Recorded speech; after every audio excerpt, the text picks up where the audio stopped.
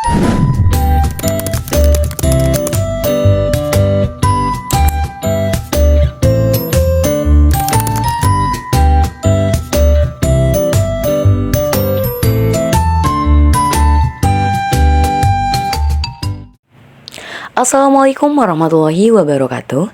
Jadi, pada video kali ini kita akan membahas mengenai perbedaan tentang perkecambahan pada biji jagung dan juga kedelai.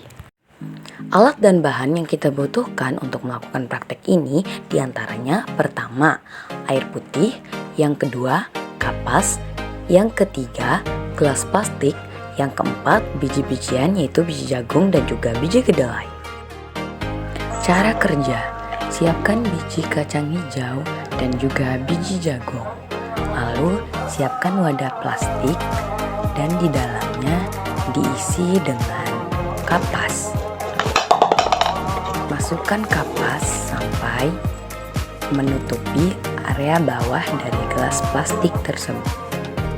Setelah memasukkan kapas ke dalam gelas plastik, kemudian biji kacang hijau dan juga biji jagungnya dimasukkan ke dalam wadah yang sudah diisi ataupun dimasukkan kapas tersebut.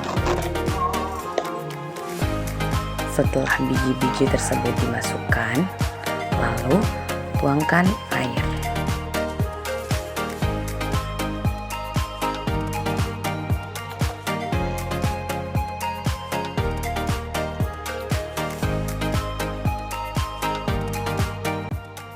Kemudian letakkan gelas yang berisi biji jagung dan juga biji kedelai di tempat yang terang seperti contohnya di dekat jendela. Begitupun dengan dua wadah lainnya yang berisikan jagung dan juga kedelai disimpan di tempat yang gelap. Contohnya seperti disimpan di dalam lemari. Pada hari pertama dalam keadaan gelap, pertumbuhan jagung dan juga kedelai masih belum ada perubahan. Begitupun pada hari pertama dalam kondisi terang, perkembangan sama seperti dalam keadaan gelap, yaitu masih belum ada perubahan. Di hari kedua dalam kondisi terang, kita mulai melihat kedelai mulai bertumbuh atau mengalami perubahan, tetapi jagung masih dalam keadaan tidak berubah. Begitupun dalam kondisi gelap, perkembangan sama seperti yang terjadi pada kondisi terang. Di hari ketiga tidak mengalami perubahan yang cukup signifikan, yaitu pertumbuhan dan perkembangan kedelai sama seperti yang terjadi di hari kedua. Pada hari keempat dalam keadaan terang, kecambah dari biji kedelai mulai keluar. Sama halnya seperti dalam keadaan terang, kecambah pada biji kedelai dalam keadaan gelap juga mulai tumbuh tetapi lebih besar. Begitupun dengan jagung sudah mulai mengeluarkan kecambahnya. Di hari kelima, jagung dan kedelai mulai tumbuh, begitupun dengan kedelai mulai mengeluarkan calon daun mudanya, tetapi masih ada sebagian yang belum berubah. Di hari kelima dalam keadaan gelap, perubahannya memang sama pesatnya seperti dalam keadaan terang, tetapi pada keadaan gelap, perubahan tumbuhan ataupun tanaman kedelai dan juga jagung lebih pesat ataupun lebih laju pertumbuhannya.